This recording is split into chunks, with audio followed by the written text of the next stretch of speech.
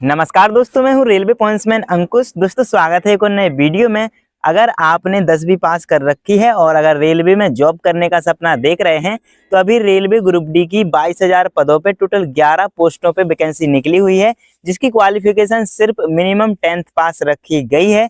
लेकिन बहुत सारे कैंडिडेट के मन में एक सवाल चल रहा है कि ये जो 11 पोस्टें आई हैं इनमें से सबसे बेस्ट पोस्ट कौन सी है, कौन सी पोस्ट में सबसे कम मतलब आसान काम है, कौन सी पोस्ट की पोस्टिंग कहाँ पे होती है, कौन सी पोस्ट में सैलरी कितनी मिलती है, कौन सी पोस्ट में प्रमोशन कहाँ कहाँ पर होता है और कौन सी पोस्ट आपके लिए बेस्ट रहने वाली है, वर्क नेचर क्या है, कितने घंटे की कौन सी पोस्ट में ड्यूटी होती है, किसकी दिन में ड्यूटी लगती है तो किसकी दिन और रात दोनों में ड्यूटी लगती है, किसकी इमरजेंसी में ड्यूटी लगाई जाती है।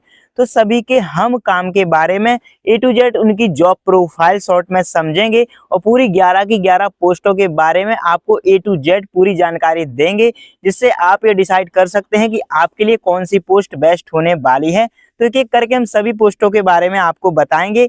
चलिए शुरू करते हैं, लेकिन अगर उससे पहले आपने चैनल को सब्सक्राइब नहीं किया है तो सब्सक्राइब जरूर कर लेना और अगर वीडियो पसंद आए तो वीडियो को लाइक करके अपने सभी दोस्तों के साथ शेयर जरूर करना।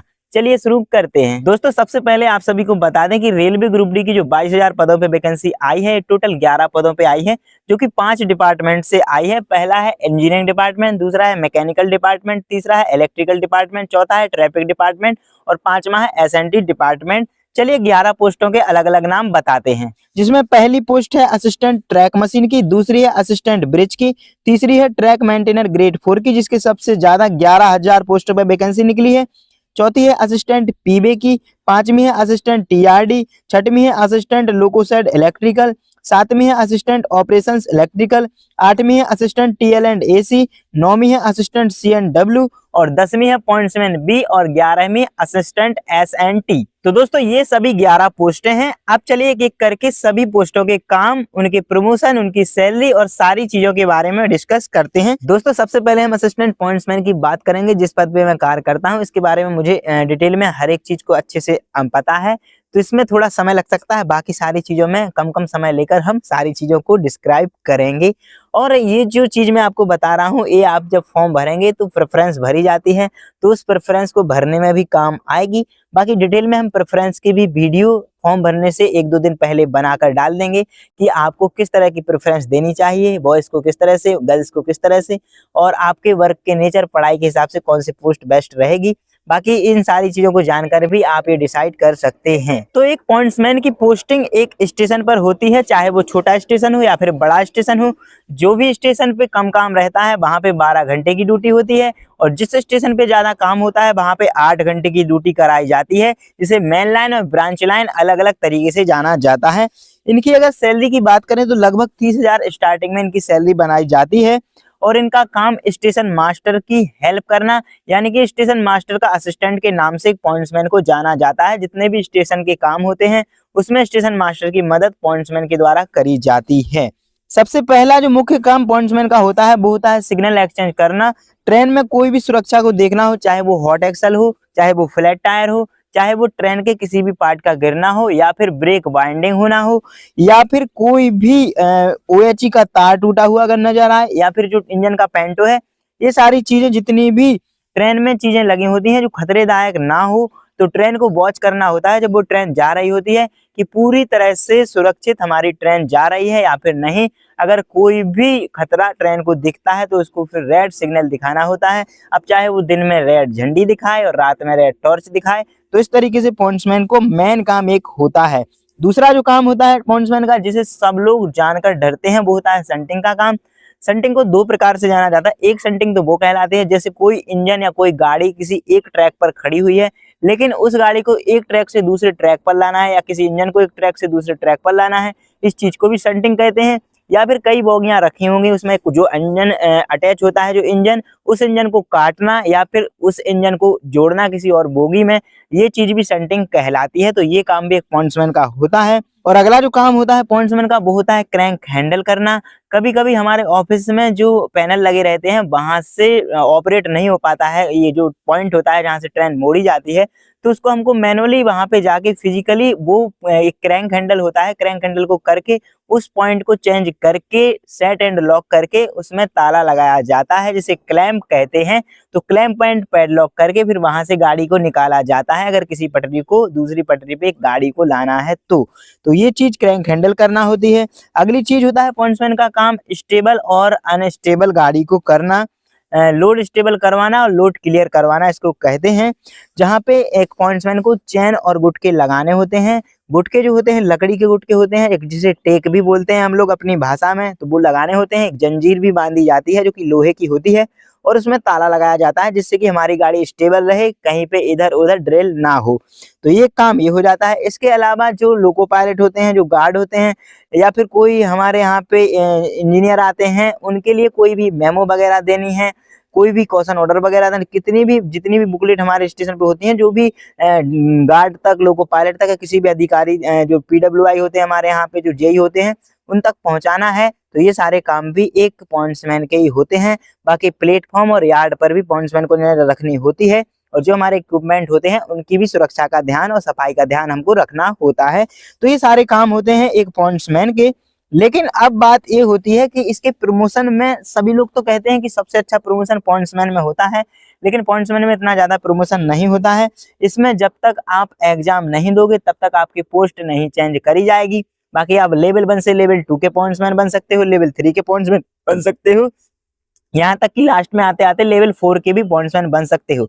लेकिन अगर आपने कोई GDC, LDC या LGS कोटा से कोई एग्जाम पास नहीं किया, जिसे डिपार्टमेंटल एग्जाम कहते हैं, तो फिर आपकी पोस्ट चेंज नहीं होगी, आप पॉइंट्समैन के पॉइंट्समैन ही बने रहोगे। इसमें आप स्टेशन मास्टर भी बन सकते हो, ट्रेन मैनेजर भी बन सकते हो, ALP भी बन सकते हो, CCTC भी बन सकते हो, और क्लर्क जैसी पोस्टों पे GDC, LDC और LGS कोटा से जा सकते हो। तो ये पूरी चीजें थी एक पॉइंट्समैन के बारे में, जो हमने सबसे ज्यादा लंबी बता दी हैं। तो चलिए हमारी दूसरी पोस्ट पे हम चलते हैं, जो कि असिस्टेंट SNT।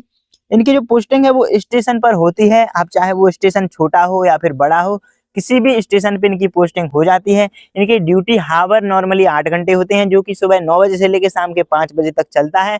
नॉर्मल मेंटेनेंस इनको इसके बीच में करना होता है।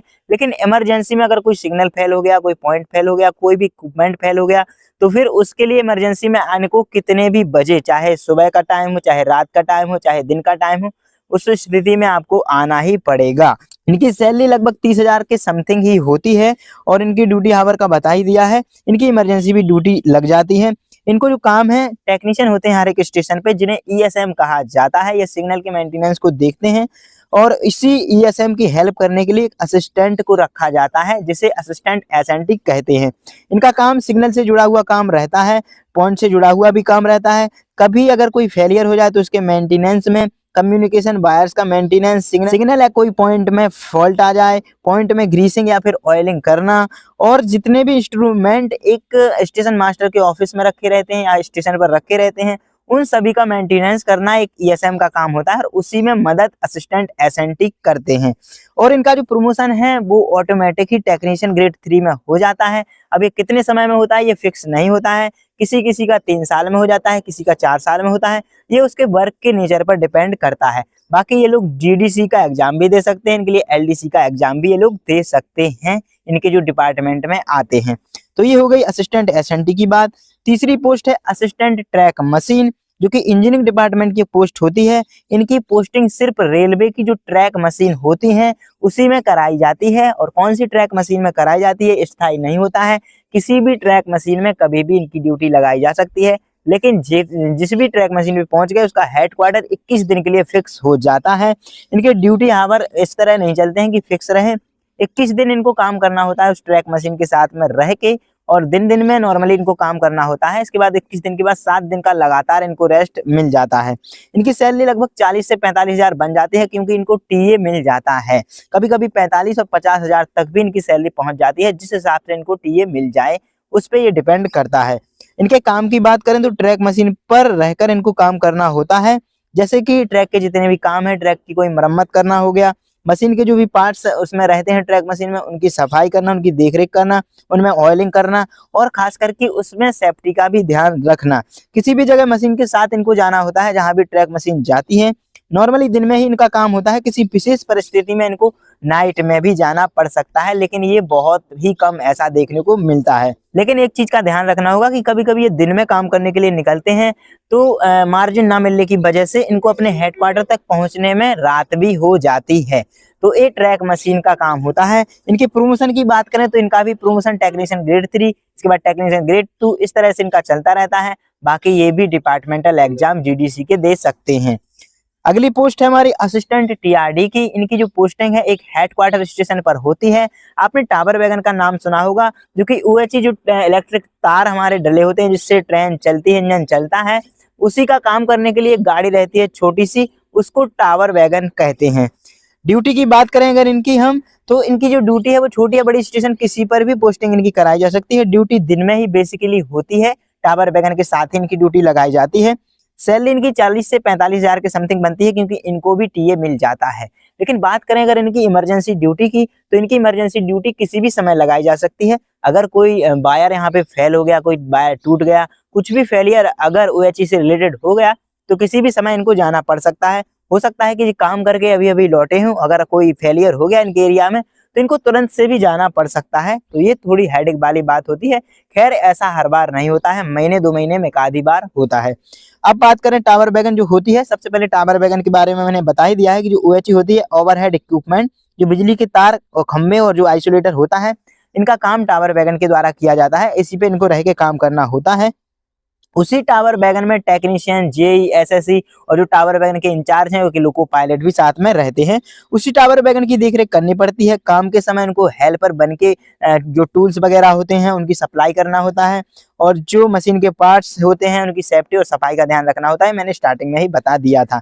इनकी प्रमोशन की बात करें तो ये भी टेक्नीशियन ग्रेड 3 फिर ग्रेड 2 इस तरह से इनका प्रमोशन चलता है, और ये भी जीडीसी का एग्जाम देकर, एलडीसी का एग्जाम देकर, अपने डिपार्टमेंटल एग्जाम को देकर प्रमोशन ले सकते हैं।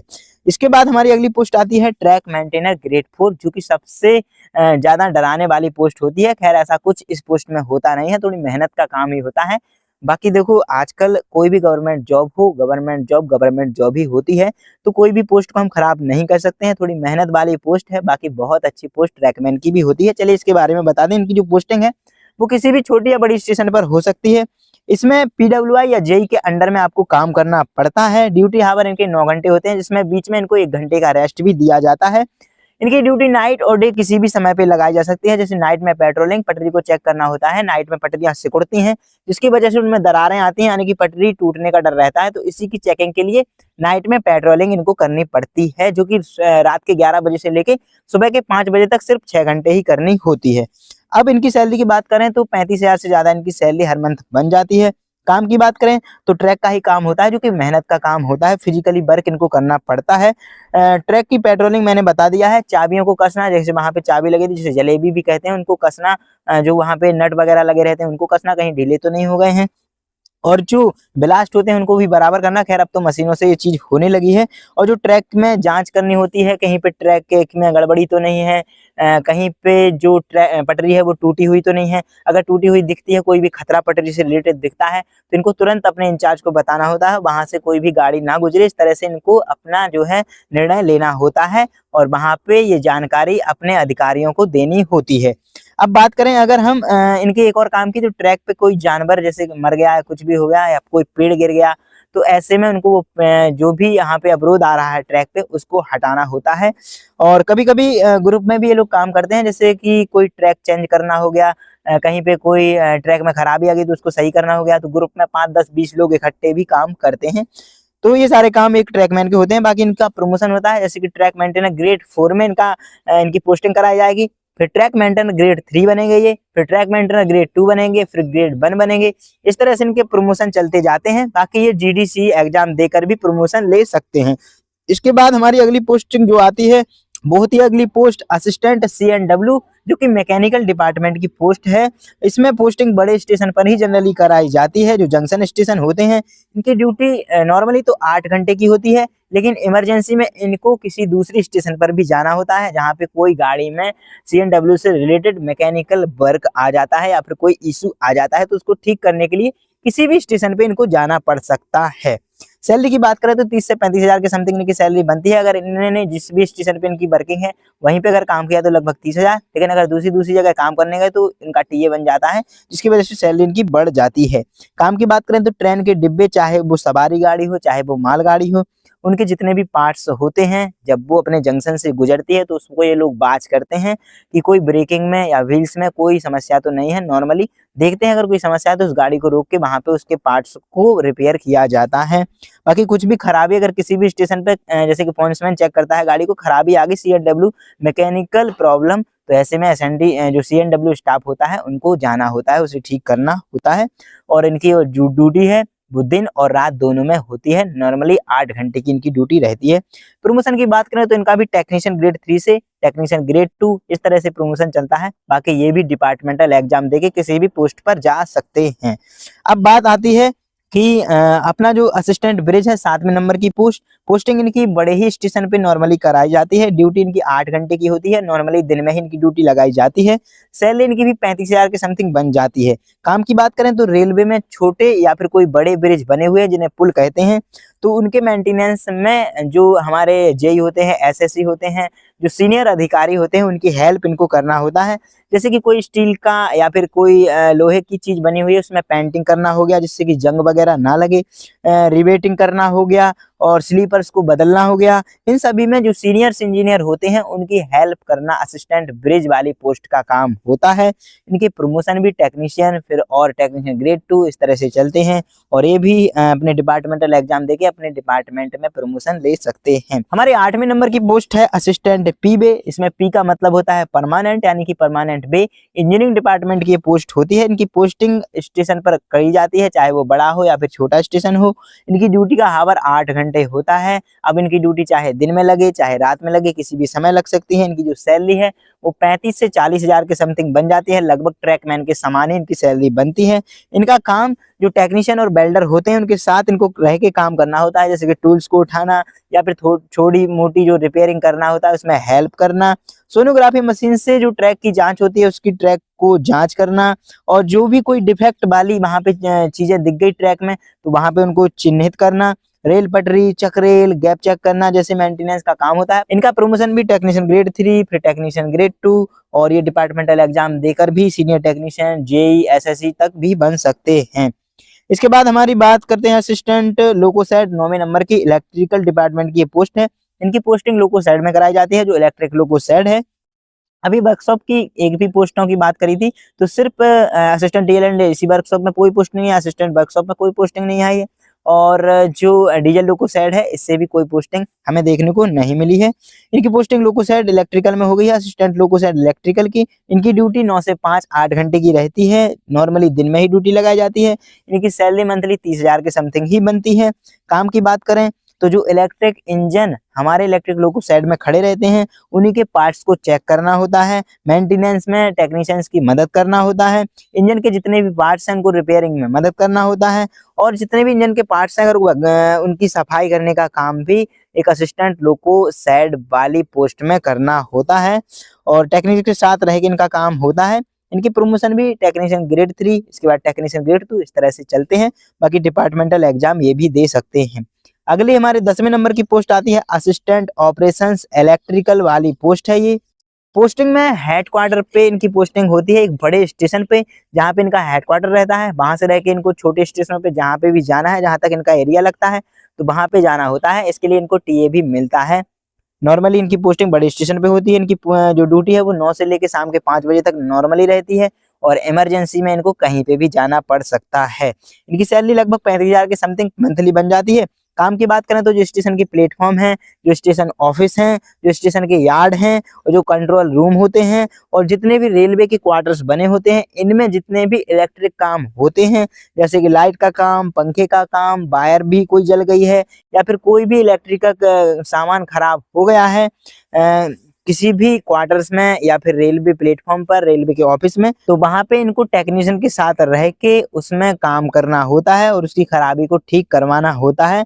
और किसी भी स्टेशन पे इनको जाना पड़ सकता है, चाहे वो कोई भी समय हो, इमरजेंसी में भी, या फिर नॉर्मल कोई चीज खराब हुई है तो नॉर्मली अगले दिन भी ये जाके उसे ठीक कर सकते हैं।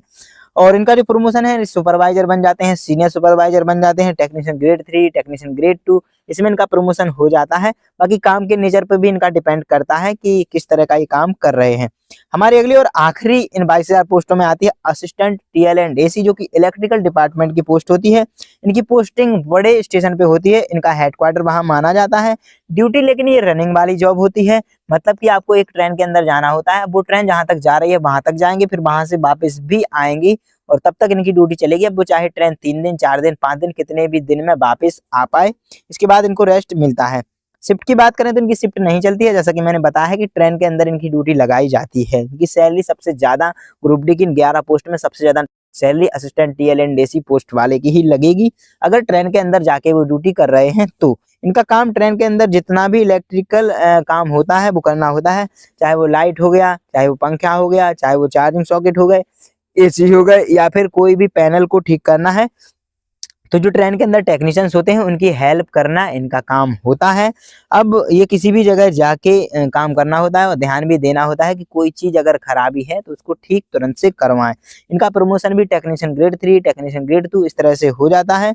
और इस तरह से हमने सभी 11 पोस्टों के बारे में आपको बता दिया है और यही हमारी 11 पोस्टें हैं।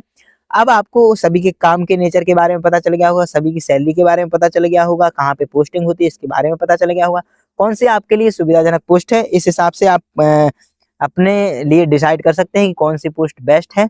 बाकी इसके बारे में हम एक डिटेल वीडियो बनाएंगे कि आपको किस तरह से प्रेफरेंस देनी है। अगर आप चश्मा पहनते हैं, अगर आप किसी भी प्रकार के कैंडिडेट हैं, आपकी कंडीशन के हिसाब से आपको किस तरह की प्रेफरेंस देनी चाहिए, बॉयज़ को कौन सी प्रेफरेंस देनी चाहिए, गर्ल्स को कौन सी प्रेफरेंस देनी चाहिए, इन सभी चीज़ों के बारे में हम बात करेंगे। तो दोस्तों आज की इस वीडियो में यही इन्फॉर्मेशन थी, उम्मीद है कि आपको ये इन्फॉर्मेशन पसंद आई होगी। अगर वीडियो अच्छी लगी है तो वीडियो को लाइक करके अपने सभी दोस्तों के साथ शेयर जरूर करना। साथ ही अगर आपके मन में कोई सवाल है तो कमेंट में जरूर लिखना, और अगर अभी तक चैनल को सब्सक्राइब नहीं किया है तो सब्सक्राइब जरूर करना। चलिए फिर मिलते हैं अगली वीडियो में, तब तक के लिए नमस्कार, धन्यवाद।